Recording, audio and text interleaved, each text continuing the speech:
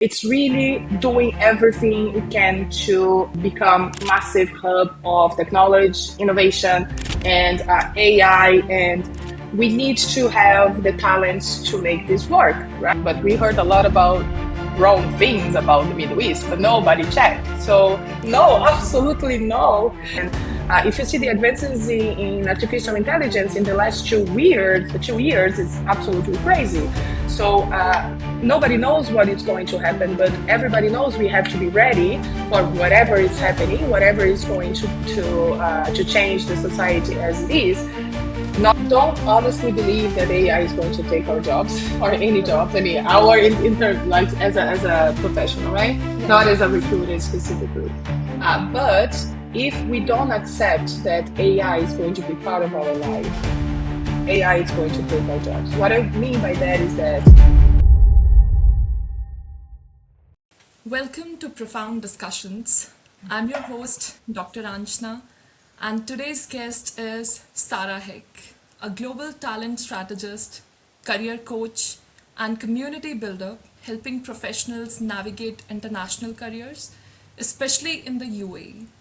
She is the main force behind Trouble Yar M Dubai, a platform that guides people through finding work and building a life in Dubai with practical insights and real world clarity.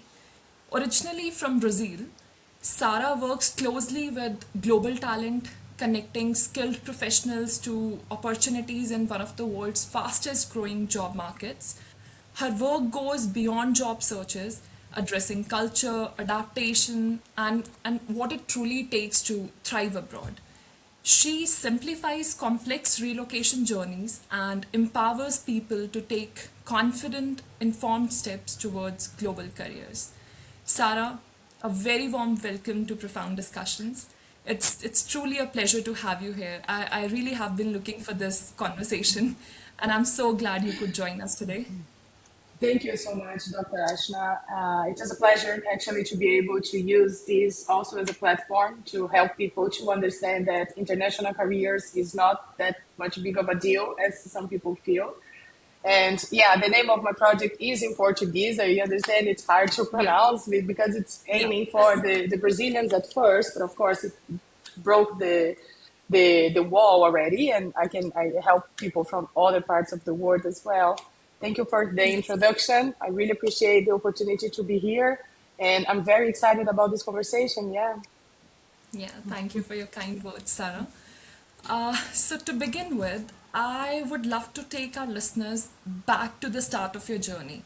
As in, how did your professional journey unfold? And, what eventually led you to build Trouble Har M Dubai, if I'm pronouncing it right? Yeah, don't worry about the pronunciation. You are doing a perfect job. Uh, well, what I joke about being a recruiter or a headhunter, or you can call it talent acquisition, is that I think nobody wake up one day and say, I want to be a recruiter. I think this profession kind of choose you along the way. And Excellent. I'm a journalist, actually. I started my career in communication. I had 10 years working in corporate communications, PR, all these traditional communication roles. And then one day I got the opportunity because one of my clients of PR, it was an executive search firm back home, back in Brazil. And because the job is very similar in the operational part of it, they asked me, would you like to try? Because you understand us, you understand what we do and everything. And I say, yeah, I mean, sure, let's do it. I'm always up for good challenges. And I fell completely in love with the profession. And every time I ask a recruiter, how did you become a recruiter? The answers are very different. So I'm sure for a fact nobody went to college and said, you know what, I want to work in talent acquisition in HR. But it's I think what makes this career so interesting is that because you cannot prepare yourself that much because it's people Right. dealing with people on a daily basis. And of course, you have the technique, you learn, you have the technical aspects of it when you are evaluated and everything. But the essence of recruitment is it's beautiful in itself because of that. At the end of the day, you have to be a people person. If you are not a Right. people person, you will be the most frustrated recruiter in the world. But if Yeah. you do, if you are, you can take so many good things out of it, and it changes your entire life and the way you understand how the world works, because you are in front of so many interesting people who has done so much, and you learn from all these conversations. So in a nutshell, I would say my career started completely different, completely on a different direction. And when I had this opportunity, and I have always been working in consulting in executive search firms or recruitment firms, now is the first time I'm doing internal recruitment, and it's been quite interesting as well, because I know the culture of the company I hire for, and I know them deeply because I've been there for quite some time, and it changes a little bit the aspect of the process. But I fell into talent acquisition 12 years ago, and started first in Brazil, hiring for companies with operations in Brazil, and then it expanded globally. And now I had this amazing opportunity to come to Dubai as a talent acquisition head of one startup back then.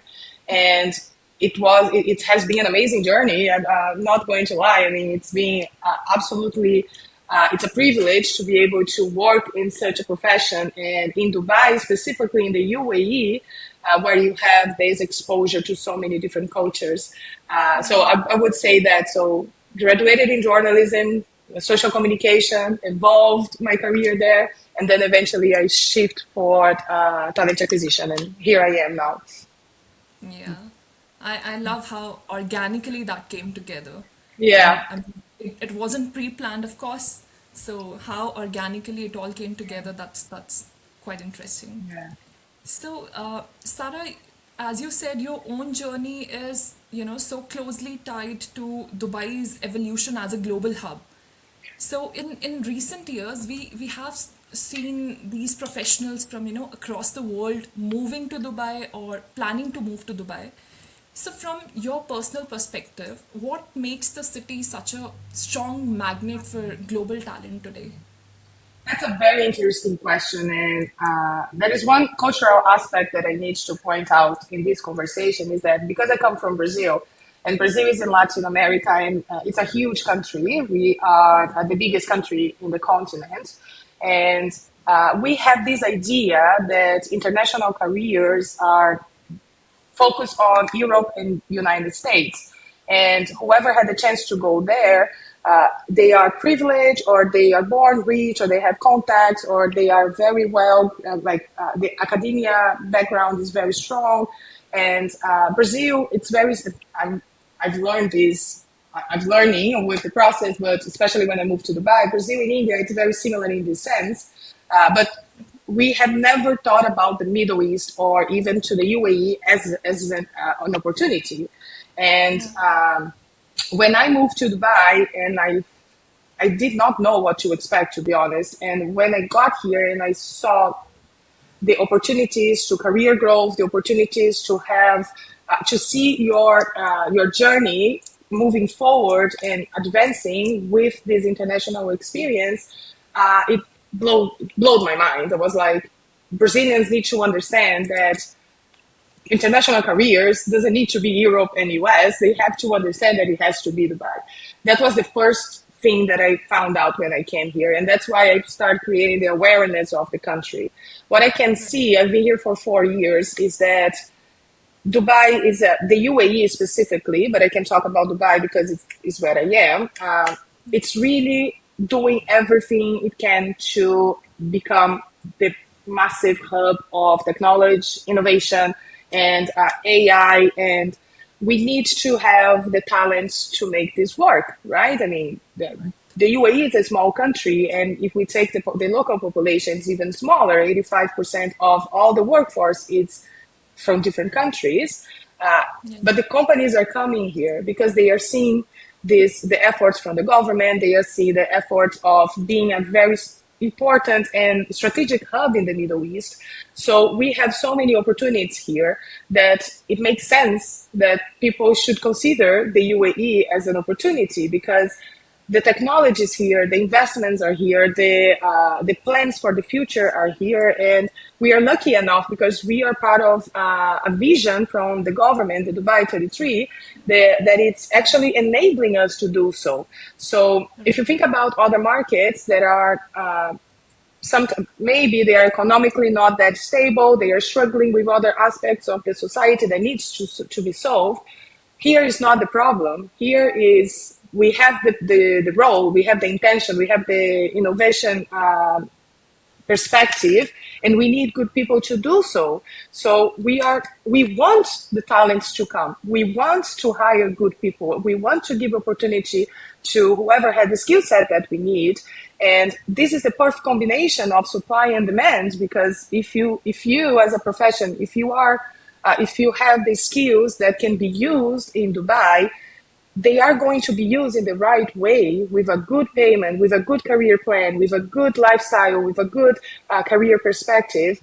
And this is one of the reasons why I think here's the best place to be for at least the next 10 years. Here's the best place to be if you wanted to build a career, and you can go back to your country or move out eventually, but what you will see here and what you'll be a part of here is unique. I think it's one of a kind. And that would be the main value prop that I can see of thinking about moving to the UAE. And not only Dubai, of course, but all the other Emirates and even other countries in the GCC, they are all kind of following the same vision. And because of that, I believe it's absolutely interesting to consider this country as an opportunity for a career growth. Not only for the government, but of course because of how many companies are starting their operation here, that are expanding, and they need international talents, they need international skill set. And what I mean by that is, like, if you work in global structures, or if you are experienced in expanding globally or expanding regionally, you are the talent that we need, because this is exactly what we are doing right now, right? We are expanding, we are preparing ourselves for the future. We want to be future ready, and we need those people to enable us to do. So that would be the first value prop that I would say that people should consider coming to Dubai, regardless of the background, the country they are from. As long as they speak English, of course, they can come and they can thrive here. Absolutely, it's absolutely possible to thrive here. That perspective adds so much clarity to the hype with that here on daily basis about this place. So with that growing interest, Sara, there comes a lot of misconceptions as well. So, from your own experience, what are the most common mistakes professionals make when trying to move to Dubai in order to work there? What do you think are the most common misconceptions? Okay, that is from my own experience. There was the cultural misconception and the professional misconception. From the cultural misconception, and again, as a Latin America person, we heard a lot about the Middle East, but we heard a lot about wrong things about the Middle East, but nobody checked. So before I even decided to come, I was very concerned about how my lifestyle would change, how I would have to adapt to a more traditional country with the way they do things. And as a woman, specifically in a Muslim country, I was like, what's going to happen to me and things like that, which for my entire surprise, it's absolutely nothing like I thought it would be. On the opposite direction, actually, I feel much more free and safe here than I ever felt in my home country. And I love Brazil, I really do. I think it's an amazing country. Wow. But when I moved here, I realized that my life has only improved, to be honest. It's very Western, the way the lifestyle in Dubai. Specifically, it's very Western. So nothing changed from what I used to do in Latin America and what I do now. This was absolutely crazy at first. Okay. And from a professional perspective, usually when people think about international careers, they feel like they have to take a step back. So in order to enter a country, they have to take a step back. So I hear this a lot with my clients, with the people who reach out to me with questions. They said, listen, I'm ready to, if they are managers or senior managers or even directors, they said, I'm ready to start from the scratch because I know I have to go up the ladder and everything. And this is the biggest misconception about the career in Dubai because, again, we need ready people to just hit the ground running and do whatever needs to be done.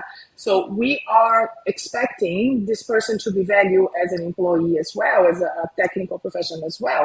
So you don't have to think about taking step backs when you think about a career in Dubai.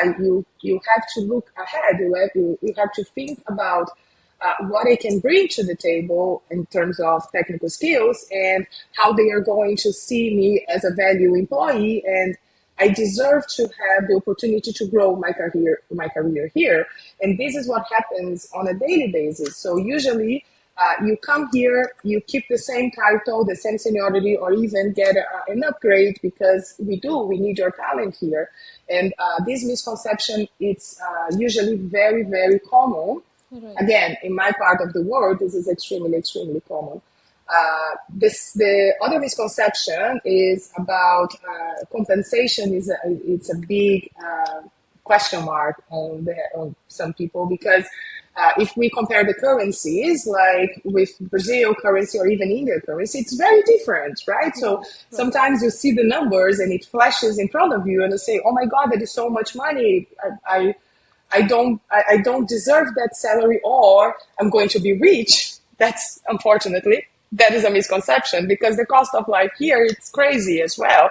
So you have to do some adaptations on that, and it's important to hold the knowledge. It's important to understand how compensation works in Dubai, so you don't get scammed. Let's say it's a strong word, but it's just that some companies, some cultures, they will always try to actually take the most out of the situation. So if they see that you are unsure about how much money you are worth, they can try and take advantage of it, offer Right. you a little bit less than you should, and you would be grateful anyways because you are flashing the numbers in front of you, and you would come and then you would struggle a little bit. From a cultural perspective, and this is very important to highlight, 85% of the population, they are expats from different countries, and this is a reflection also in the job market. So the companies, they are being led by people from completely different nationalities than the ones you are used to, and when you see the colleagues that you have around you, they come from different places. And if you don't understand that flexibility and adaptability is the main skills that you can have, you will never survive the job market in Dubai because the way you are used to do things in India, for instance, or in Brazil, it's completely different than the way you are going to do business here and the way you are going to relate with your colleagues and your leaders and the people you are leading and the entire ecosystem of employees that you have around you. And so you have to have this open mind in order to thrive in a market like this. But I would say that is these three aspects that are very, very important for three misconceptions that are very important for us to work Right. when we are considering. The first is the cultural one, as a woman, as a man, as this religion or that religion, how is my life going to change? First, it's not going to change at all. I just wanted to highlight this. This is the best of all the misconceptions. This is the most brilliant one because your life is going to get it's only going to get better. It's not going to get at all worse. And from a professional perspective, you have to take into consideration these two very important things. One is what money means in Dubai. So what is the salary? If it's following what you are actually worth and the market aspirations that you have, the job aspirations that you have.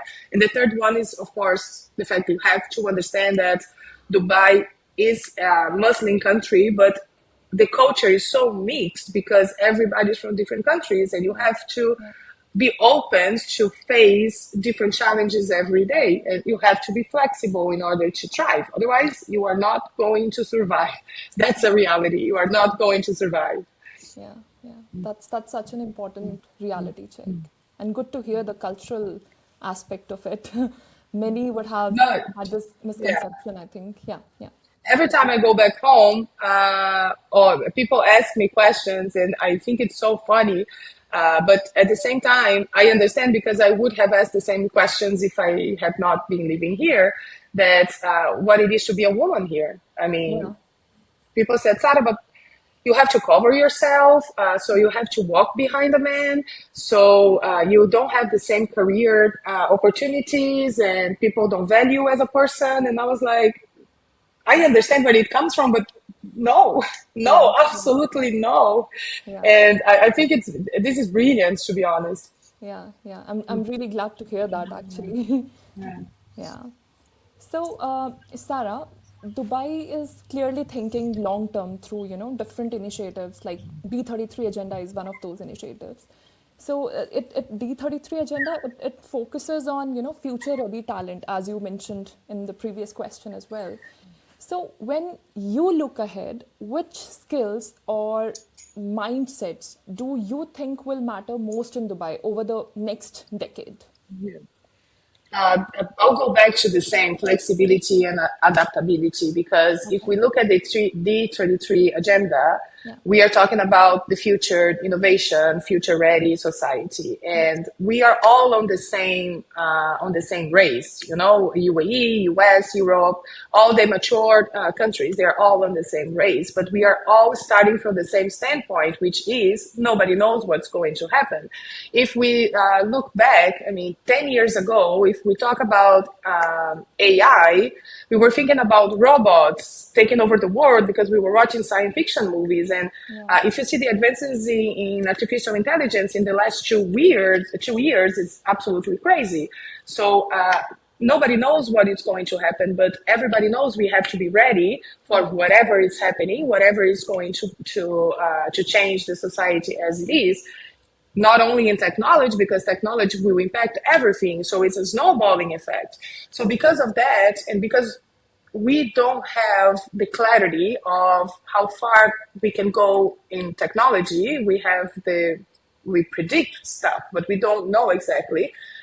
The main skill set for this to work and for the UAE to be one of the leaders of this race, let's say that, is definitely this ability to change fast and change right away. Because what you do now, it doesn't matter. You can have a PhD in technology and do something, and you can be creating something that is absolutely unimaginable, but this can change in a blink of an eye. And you have to be ready Right. to adapt to this change with all the knowledge that you have. Right. So if you look at the D33 agenda, especially in the talent lens, in the talent perspective, you will see that they are all going to say the same thing. You have to be fast and adapt fast. And the more global you are, and global here has two meanings, the more you understand what it means to expand to different countries. It's also how global your knowledge is about things can be bigger and broader than you think they are.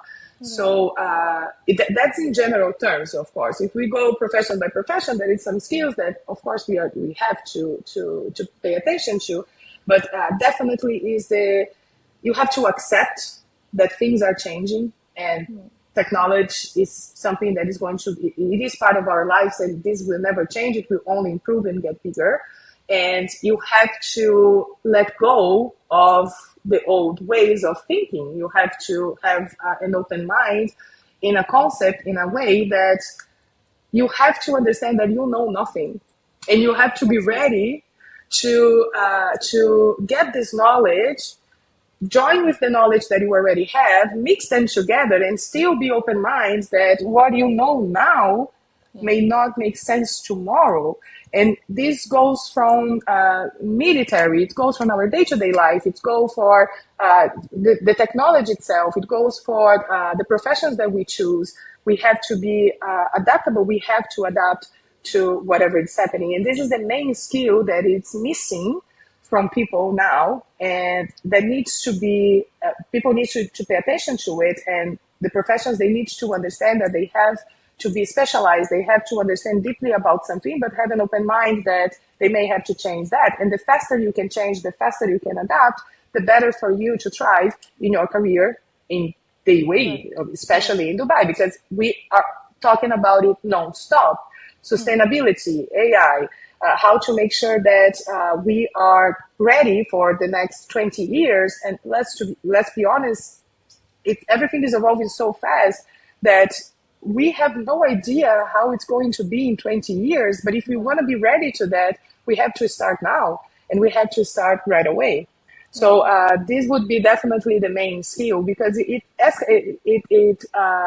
escalates to all professions, even for talent acquisition. You have to understand that AI is a partner of ours.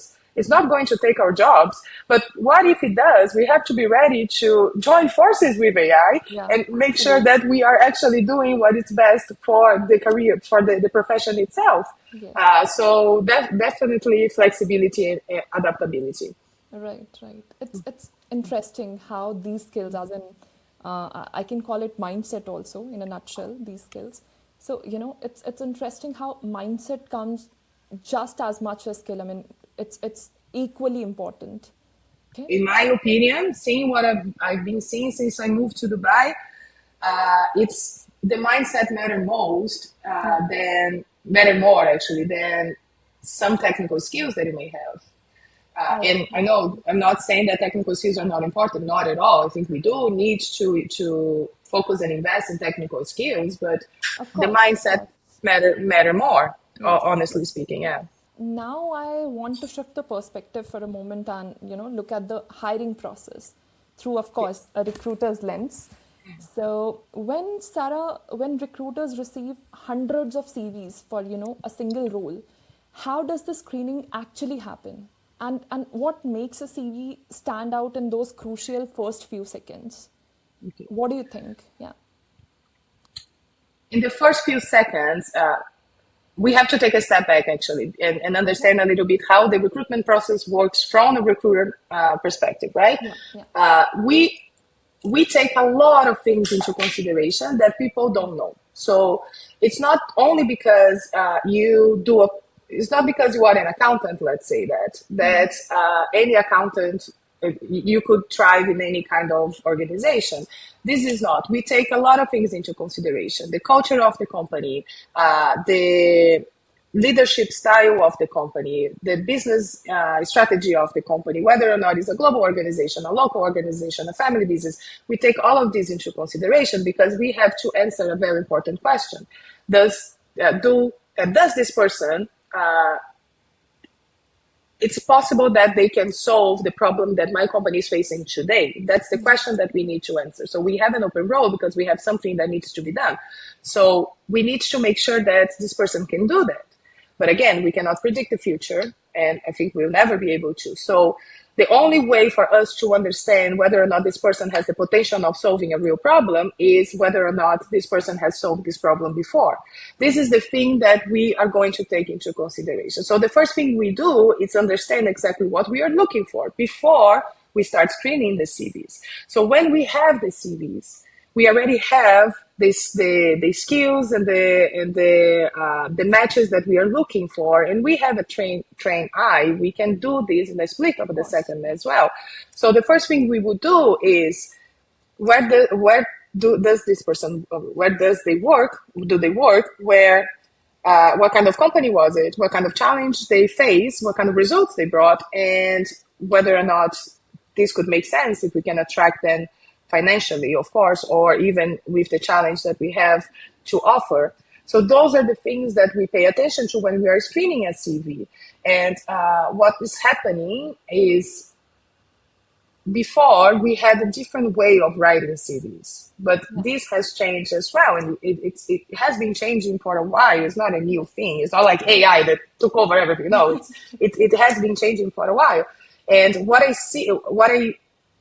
I miss the most when I'm looking at CVs and why the candidates they lose the opportunity because we are not going to spend time or waste our time trying to understand if the person is good or not because we have KPIs that we have to deliver, and time to hire is one of Yeah. them. We need to do it fast. We need to hire as fast as we can, All right. hire the best talent, of course. So if the CV is not actually showing what they can do, why they are doing it, and what results they are bringing, they are not going to even have a chance to be considered in the sense of reading more than 5 seconds of that CV, because we can see right away. We need 2-3 seconds to understand whether or not we should be more attentive to that CV, and then we would reach out to the person and so on and so on. But usually, most of people, they just write CVs, they describe the activities that they are doing, and this is the difference. If I'm hiring an accountant, I know what a job description looks like because I'm working on one, and I know the activities that this person needs to do or needs to deliver. Yes. And if on the CV I can only see the same thing, the same activities, for me it's like, okay, you are an accountant. This is obvious because this is the list. This is what you were supposed to do. What I want to see is what difference you are making. Okay. What results are you delivering? Why should I call you instead of call the next CV that I have in front of me?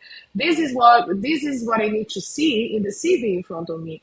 I don't need to see good design. Honestly speaking, this is a pet peeve of mine. I don't need to see. First, I don't need to see your picture. It starts from there. Second, I don't need to see beautiful design, columns, colors, flashing information. I don't need to see bars that says how good you are in leadership.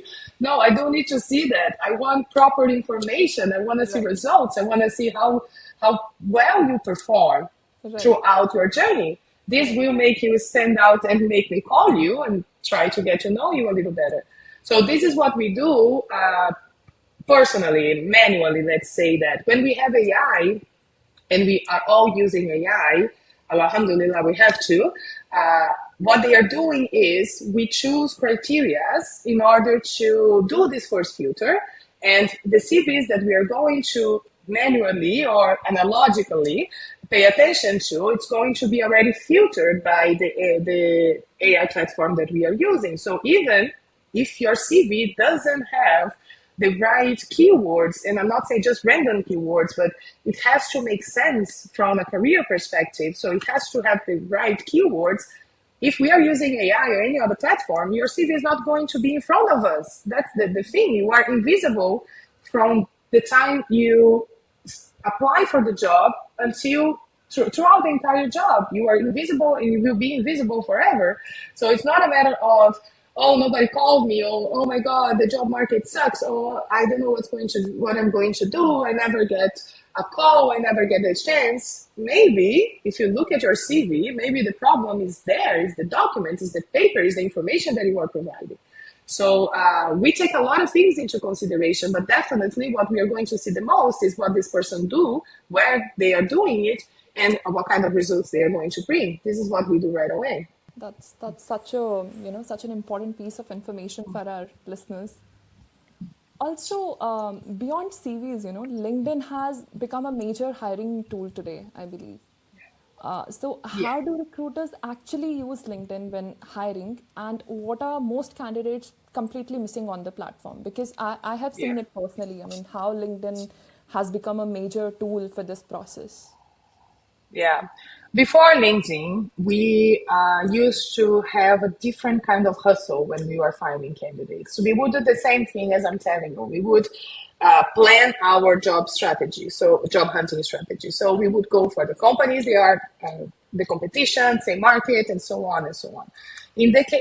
Since LinkedIn has become LinkedIn, our life got a little bit easier in the sense of the supply that we have of candidates, right? So we use the platform, and I think all of us are using the platform right now. There is a specific platform called LinkedIn Recruiter. It's not the same LinkedIn as you use or I use on my personal side. It's a very heavy platform. So we go there. There is a lot of criteria that we can take into consideration. We go for keywords, location, types of company, all of those things. And LinkedIn will give us a list of candidates that we should look one by one. So if your CV is good, but your LinkedIn is not, you don't have a chance as well. So whatever information you have on your LinkedIn, you have to have on your CV. It's the same document, it's a different format. So just do one very well and copy to the other. So when I talk about LinkedIn as a tool of candidate hunting, let's call it that, Yeah. it's important for the candidate to understand that the information that needs to be broadcasted, exactly the information that I mentioned before, what you are doing, how you are doing, and what results you are bringing. It has to be in both your CV and your LinkedIn profile. You don't need to have two different documents. You can use the same one as long as you have one good. You can just copy and paste to the other because you are going to be found through LinkedIn, but you are going to be evaluated on your CV. So the information needs to match as well. So instead of wasting time just doing one very good, you have to do both because LinkedIn is the place where I'm going to find you. I'm Right. not going to find you based on your CV because even if I get your CV from direct application from the career page of the company I'm working for, I would still check your LinkedIn. So Right. it is important to have it very well written and thinking strategically about how I wanted to come across as a profession. This is very important. So LinkedIn is absolutely the most used tool for candidate hunting now, and it needs to be taken seriously. Otherwise, we're losing opportunities because of that. Right, right. That's really insightful, Sarah. I would now love to zoom in on a group that often struggles with this transition, the group of researchers and academicians. So, for Okay. those trying to move from academia into the global industry roles, what does the hiring window really look like? That's a very interesting question. It will depend on what areas are we talking about and what skills are we talking about here, if they can be transferred immediately or not. In the Okay. job market, honestly speaking, they consider the practical experience way more than the academic background. Right. The academic background will always be the starting point because we can see from an academia perspective if whether or not this person actually invested in understanding and studying something very deeply in a very deep level. And we need those talents. We need people who are actually very specialists on some aspects of how society works. But if I have a candidate that has the most beautiful graduation career, the academia career, versus a candidate who he doesn't have specifically a very good graduation degree, but his experience is amazing in the same area. I would I would consider both, but I would give a little bit more opportunity for the people who actually done this Right. because the experience, the practical experience matter a lot. But when we talk about technology, it's a little bit different because the knowledge that the very specialized people they are gathering right now, they are going to be used for us. This transition is a little bit easier.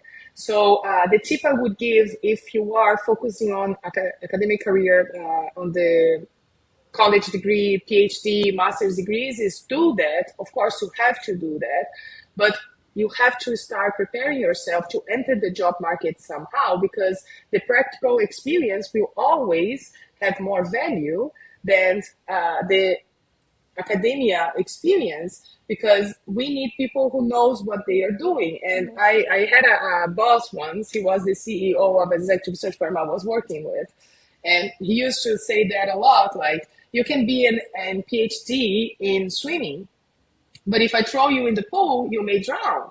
Yeah. So what is? I mean, I'd rather have a professional swimmer who has Absolutely. never studied in his life before than a PhD on theory of swimming. Because if I put them in the pool, if I throw them in the pool, they will die.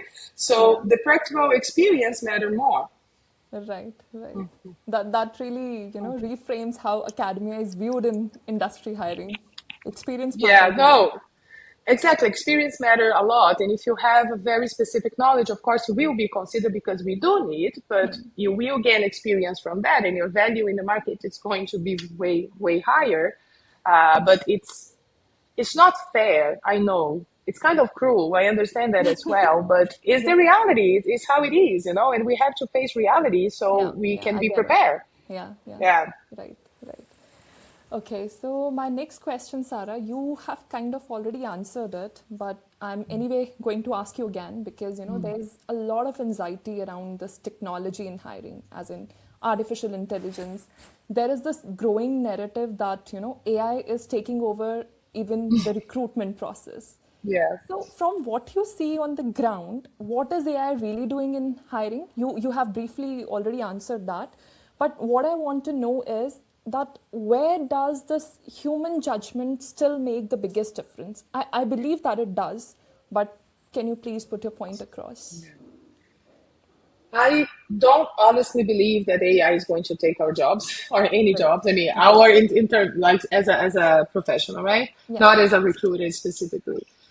But if we don't accept that AI is going to be part of our life, AI is going to take our jobs. What I mean by that is that they are not the enemy, they are enablers. We can Wow. use Yeah. AI to make our jobs better. Yeah. As a recruiter, for instance, I can use AI to make my process faster. I can use AI to provide me with candidates in less time than I would take to source one by one. Right. But no process, no AI process will be done without the human on the loop, which is us. So for recruitment, for instance, there is no way a process can be done end to end by artificial intelligence because at the end of the day, again, people working with people, dealing with people on a daily basis, and we have other things that we need to consider in the evaluation process.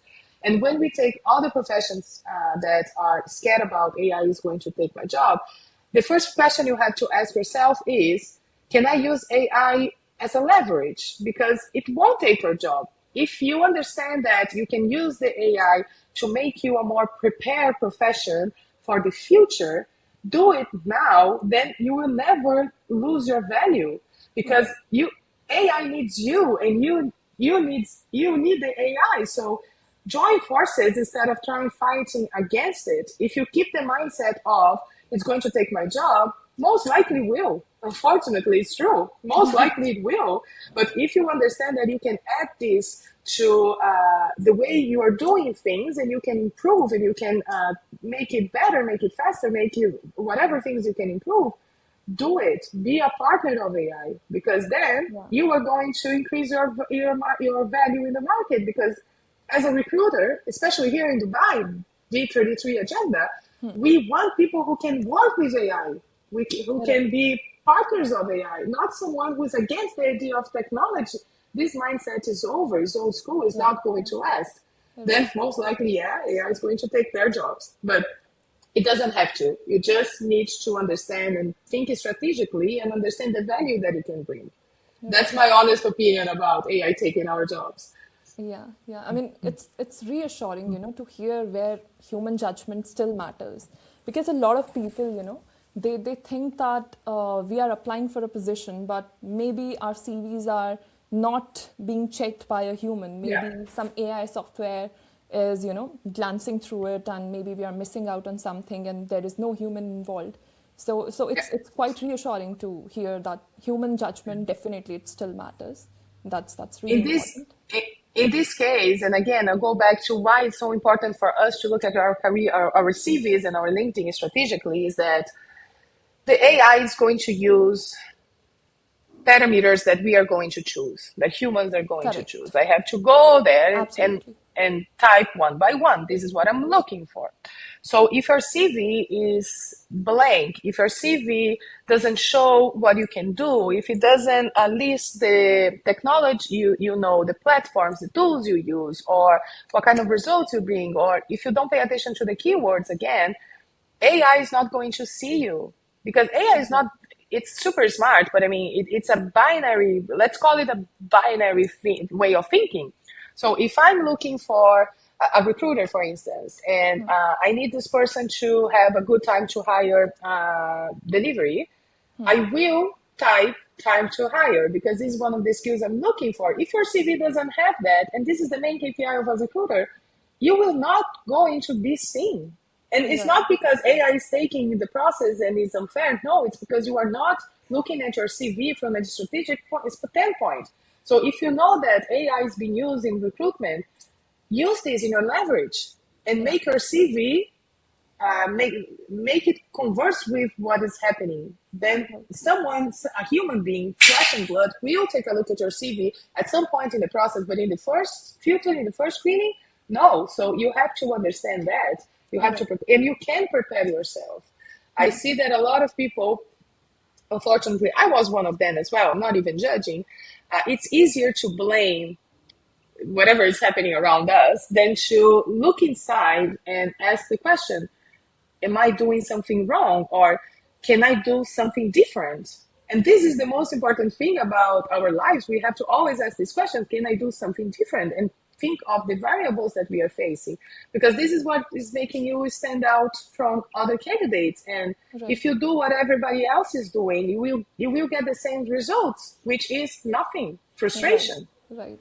So you have to do something different. So, what I want to know is that you have built a community, right? So, what is, I mean, in the hindsight, what is the larger vision that you hold for the work that you have been doing for so many years and the community that you are building? What's the bigger picture in your head? Okay. Yeah. Well, for the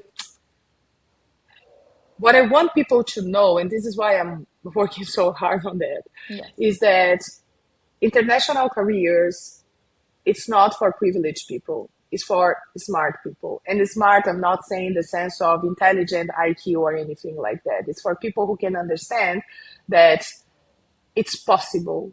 You just need to start doing something. So you need to start from somewhere. You need to structure yourself and understand that there is this possibility, regardless of your background, regardless of your track record, regardless of the traumas that you carry as a human being. And being able to do this, and my audience, the majority are in Brazil, Yeah. and being able to see people changing their mindset on the way of seeing themselves as, maybe I have a shot. This for me, it's why I'm working so hard on that, because I want people to actually change the mindset from this will never happen to me to, you know what? I may have a shot, because this is what I need. I need this spark of Right. in the person so they can structure themselves to actually move on and do better and start doing something, and eventually it will happen. Eventually they will get what they want. But Right. again, if they do what everybody else is doing, the result's going to be the same, nothing. So Right. we need Right. to change things. So changing this mindset is the main objective of I'm doing on my side project. In terms of recruitment, what I can see is that I think people should know, and that's why, again, I write about it all the time on LinkedIn. They should know how the process works, because it's a process. It has 1, 2, 3, 4 steps, and you have to understand how it works in order for you to be prepared for it. Because it's not fair to just throw the responsibility in the back of the candidate and say, I'm so sorry if you're not good enough. It's not a matter of being good enough. Of course, you have to be good to be evaluated and get a good job, but Right. uh, you can also understand how the process works, because I see people missing opportunities because they don't know how to present themselves. They don't know how to focus on how they are good at their jobs. They don't know what they should be talking about. They don't know what kind of approaches they should be doing to people. And I think I have this mission of letting them know that this can change. You can prepare yourself. Yes. If you don't get the job, it's fine. It's a process that it's one role for maybe 100 candidates. It's part of it. But you have to at least have a chance, and Yeah. you have to know what you are fighting against in order to have a chance. And I think Right. this would, yeah, sum up why I'm doing what I'm doing in this both aspects of my Yes. professional career and also my side project. Right. Right. That's a meaningful vision to, work towards. So, Yeah.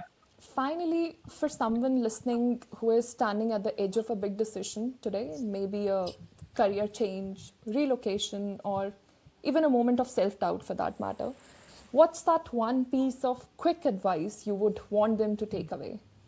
What's that? Yeah, yeah. I say that to everybody who comes to me with this question. The first thing I ask them is, what do you want? I know it's a horrible question because nobody has the answer to it, but it's important to break down in small answers, in small questions and small answers, what you actually want. Because when you think about international careers, you say, I want to leave my country. I want to work abroad. Okay, but what kind of life you want to have?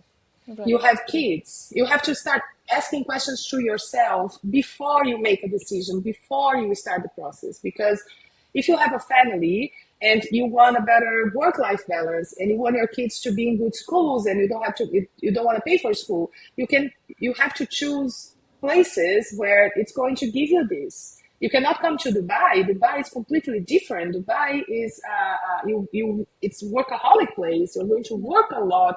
Work-life balance is not is a privilege for some people, and you have to understand that. But you are going to make more money for yourself. So, are you willing to sacrifice this for a period of time so you can make more money, structure yourself, and then move back or move away? So, those questions are very important to do before you start working yourself in the path of that. And I know it sounds obvious, but it's not. It's Yeah. not Yeah. because people only think about global career, but Yes. what what what what it means to be global 195 different countries, and each country has a different culture, each country has a different way of working, and uh, pros and cons. You cannot just look at it as global career. You have to Absolutely. first start asking questions. What do I want for myself? What I'm willing to sacrifice? What I want for my family? If you are part of one, if you have this family status, Yeah. family situation, what kind of cultures I'm willing to experience? What kind of work life balance I'm looking for? Once you have at least a little bit of a better clarity on that, you can start structuring yourself. Right. Usually when people ask me this question and one word, what should you do? I say start, but they start doing something. And but I would strongly recommend start asking questions about what you want. How do you see yourself in the next decade? Again, it's a basic interview question, but we have to do this question ourselves as well. What do we want? Right. Once we have clarity, you can actually start structuring yourself, and then you will have a shot. You can have a shot. Even if you don't speak the language, if you know that this is what I want to go to the UAE, I don't speak English. So what should I do? You should start learning English. Take some time, take a couple of years, study English, structure yourself, and Yeah. come. Yeah. You have to have a plan. The Right. plan has to have a goal, and the goal needs to be part of a clarity that you already have. It's an objective. Right. So I would definitely say that start asking questions to yourself. Don't believe in the when people say it's impossible. Nothing is impossible, to be completely honest. If you know where you are going, you just need to come up with a plan, structure yourself, and everything can be possible. Literally everything can be possible. So stop listening to this background noise that we have, the pollution around us that says that we cannot do, we are not good enough, we are not this, we are not that. Just do it. Just focus on what you want. And if you want, and if you structure yourself and you work for that, you will get it. This is not life coach sentence, by the way. I'm a real example of that. I have Right. always wanted one specific thing, that is living in Brazil and working abroad. And I've done it because I kept working on that day by day, day by Right. day, day by day, day by day. One day I got it. And if I could do it, everybody can do it. I'm not special at all, at all, at all. I'm a regular person in Brazil that got this opportunity. Right. So I would definitely say that start asking questions, start getting some clarity of what you want, and come up with a plan on your own pace, and you will do it. There is no right or wrong. There is no magic formula. There is no magic tricks. There is no instantaneous results. It's only hard work, clear objectives, and good intentions. I would say that definitely is what needs to be done in order for you to get what you want. And do Right. it. Just Right. start. Right. Right. That's a beautiful note to end on, actually. Sarah, thank you. Thank you so much for, such an honest and insightful conversation. We pretty much covered everything from global careers and recruitment realities to future skills and mindset shifts. And I'm very sure our listeners are walking away with a lot to reflect on. So, for everyone listening, I will be sharing Sarah's work and platforms in the description. So, please do check them out. And thank you for tuning in. And I will see you all in the next episode. Until then, keep asking better questions about your career and your direction. Thank you so much. Thank you, Sara. Thank you. It was absolutely a pleasure to have you here. Thank you. Thank you so much, Dr. Aanchna. It was amazing. Thank you for giving me the opportunity. Whoever wants to ask questions, reach out to me on LinkedIn. I'm always available there. And I hope we can connect soon again. Yeah, sure. Thank you.